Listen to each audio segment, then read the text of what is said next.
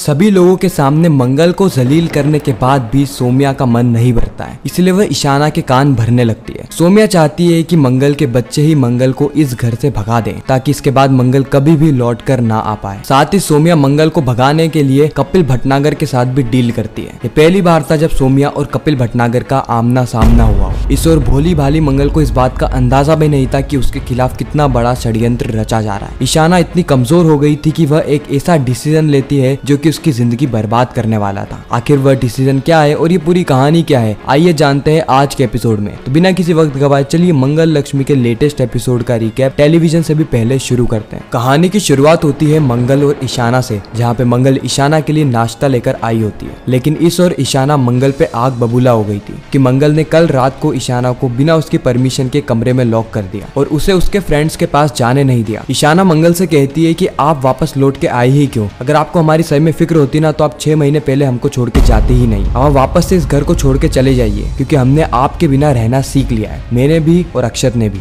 मैं जा रही हूँ मेरे फ्रेंड से मिलने के लिए, इसलिए मुझे बीच में डिस्टर्ब मत करना और आइंदा मेरी पर्सनल लाइफ में टांग मत अड़ाना। इस और मंगल ईशाना को समझाते हुए कहती है कि उसकी अभी तबीयत ठीक नहीं है, वो बाहर जाने की बजाय अपने ही दोस्तों को घर पे बुला ले। मंगल उनके लिए खाना भी तैयार कर देगी, लेकिन ईशाना कहती है कि मेरे फ्रेंड्स हलवा नहीं खाते हैं, वो फास्ट फूड खाते हैं। मंगल कहती है तो अच्छा ठीक है ना, मैं नहीं बनाऊंगी तो बाहर से ऑर्डर कर लेना, लेकिन तुम पार्टी घर पर ही करो। ईशाना इन सारी चीजों के लिए मान जाती है, लेकिन वो मंगल को धमकी देते हुए कहती है कि अगर मेरे फ्रेंड्स के सामने कोई भी तमाशा होता है तो अच्छा नहीं होगा। सोम्या कमरे के बाहर खड़ी खड़ी सारी बातें सुन लेती है और डिसाइड करती है कि वह ऐसे षड्यंत्र रचेगी जिससे कि ईशाना और अक्षत खुद ही मंगल को इस घर से धक्के मार कर निकालेंगे। अगले ही सीन में हम देखते हैं कि आदित्य टिफिन लेके कपिल के ऑफिस में चला जाता है। वो अपनी प्रेजेंटेशन के साथ साथ टिफिन भी देता है। कपिल टिफिन देखते ही पहचान लेता है कि यह खाना मंगल ने ही बनाया, क्योंकि मुझे तो इसमें से मीठे मीठे पैनकेक की खुशबू आ रही है। लेकिन टिफिन लेते वक्त वह चिट्ठी वहीं पर ही गिर जाती है और आदित्य उस चिट्ठी को उठाता है और उसके अंदर पढ़ लेता है कि मंगल ने कपिल के लिए क्या क्या लिखा है। और यह सुन के आदित्य का दिमाग खराब हो जाता है। उसे बिल्कुल भी उम्मीद नहीं थी कि मंगल कपिल के लिए यह नोट लिखेगी। कपिल मस्त आनंद लेके पैनकेक को खाता है, साथ ही वह मंगल की तारीफ भी करने लगा। मंगल की इतनी सारी तारीफें सुन के आदित्य का दिमाग और ज्यादा गर्म हो जाता है, इसलिए आदित्य कैबिन से बाहर निकलता है। आदित्य के जाने के बाद कपिल कहता है कि ऐसे बकवास आदमी के साथ मंगल जी ने इतने सारे साल कैसे निकाल दिए। अगले सीन में हम देखते हैं कि ईशाना ने अपने सारे दोस्तों को घर पे बुला लिया होता है। ईशाना का घर देख के सभी लोग बहुत ज्यादा इंप्रेस होते हैं क्योंकि मंगल ने डेकोरेशन इतना प्यारा किया था। सारे दोस्त घर के चारों ही कोनों में जाके फोटो खिंचाते हैं, साथ ही सोशल मीडिया पे भी डाल देते हैं और डालते ही उन्हें कई सारे लाइक्स भी मिलते हैं। ईशाना को अपने दोस्तों के साथ इतना खुश देख के मंगल को अंदर ही अंदर खुशी होती है, इसलिए मंगल जूस लेके उसके दोस्तों के पास चली जाती है। लेकिन उसी वक्त ईशाना की एक दोस्त से गलती से मंगल को ठोकर लगती है और सारे ही ग्लासेस नीचे गिर जाते हैं। ईशाना की दोस्त मंगल को कहती है कि सॉरी, मैंने तुम्हें देखा नहीं दीदी, प्लीज इसे क्लीन कर दो। मंगल को और ईशाना को दोनों को इस पूरी ही सिचुएशन से बहुत ज्यादा एम्बेरस फील होता है, लेकिन मंगल इस पार्टी को स्पॉइल नहीं करना चाहती थी, इसलिए वो ईशाना की इज्जत बचाने के लिए ये सारा ही अपमान सहन कर लेती है। जब मंगल वो ग्लास को साफ कर रही होती है तो ईशाना की बाकी दोस्त कहती है कि तुम्हारी मेड कितनी अच्छी है, नहीं तो हमारी मेड को अगर जरा सा भी ज्यादा काम बताओ तो वो मुंह बनाने लगती है और सारा ही काम हमें ही करना पड़ता है। उसी वक्त वहाँ पर सोम्या आ जाती है और ये सारे बच्चे सोम्या को ईशाना की माँ समझते हैं और इस वक्त तक ईशाना भी कुछ नहीं कहती है, जिससे कि मंगल को बहुत बुरा लगता है। और सोम्या भी ईशाना की मॉम होने का प्रिटेंड करती है। सभी लोग ईशाना की मॉम यानी सोम्या की तारीफ करते हैं क्योंकि सोम्या ने बहुत अच्छे कपड़े पहने होते हैं, साथ ही वो बहुत ज्यादा यंग लग रही थी। वह बच्चे सोम्या से इतने ज्यादा इंप्रेस हो गए होते हैं कि वह कहते हैं कि काश हमारी मॉम भी आपके जैसे ट्रेंडी होती। वह तो सलवार सूट के अलावा और कुछ पहनती भी नहीं है। और सोम्या इस मौके का फायदा उठाते हुए मंगल को कहती है कि ढंग से साफ करो ना, ये अभी भी गंदा है। ईशाना की फ्रेंड कहती है कि आंटी मुझे ऐसा लगता है कि आप अपनी मेड को बहुत अच्छा पे करती होगी, नहीं तो हमारी मेड तो बहुत ज्यादा चिड़चिड़ी है, उससे तो हमें भी चिड़चिड़ापन महसूस होने लगता है। मंगल ईशाना के दोस्तों को कहती है कि कोई भी काम छोटा या बड़ा नहीं होता और अगर आपने भी अपने घर का काम कर लिया हो तो इससे आप कोई छोटे नहीं हो जाते, आपकी कोई इज्जत नहीं गिर जाती। ईशाना की दोस्त कहती है कि अब ये काम वाली हमें लेक्चर दे रही है, हमें सिखा रही है कि हमें किसके साथ कैसा व्यवहार करना चाहिए। मंगल कहती है कि बेटा किसी के पहनावे से उसकी परख नहीं करनी चाहिए। उसी वक्त वह लड़की कहती है कि इसकी तो हमने कितनी तारीफ करी थी, लेकिन अब ये तो हमारे सर पर ही बैठ गई, हमें ही सुनाने लगी। मंगल कहती है कि आप सभी लोग शरीफ घर की लड़कियां हैं और शरीफ घर के लोग ऐसे ही किसी का मजाक नहीं उड़ाते। इतना कह के मंगल वहाँ से चली जाती है और ईशाना की फ्रेंड्स बहुत ज्यादा गुस्सा हो जाती है। वह ईशाना से कहती है कि हम तेरे घर पे पार्टी करने के लिए आए थे, ना कि तेरे मेड का लेक्चर सुनने। उसने हमें इतनी बातें सुनाई ना जितनी कि हमारे घर वाले भी नहीं सुनाते, इसलिए हम यहाँ से जा रहे हैं। ईशाना अपने फ्रेंड्स को रोकने की कोशिश भी करती है, लेकिन कोई भी ईशाना की जरा सी बात भी नहीं सुनता है और सभी लोग ईशाना के घर को छोड़ के चले जाते हैं। इस बात से ईशाना आग बबूला हो जाती है और सोम्या ईशाना को उकसाते हुए कहती है कि क्या जरूरत थी मंगल को ये सारी चीजें करने की, इतनी इतनी अच्छी पार्टी चल रही थी, तुम्हारी वैल्यू भी तुम्हारे फ्रेंड्स के सामने बढ़ रही थी। लेकिन देखो आज पहली बार तुम्हारे फ्रेंड्स हमारे घर में आए पार्टी करने के लिए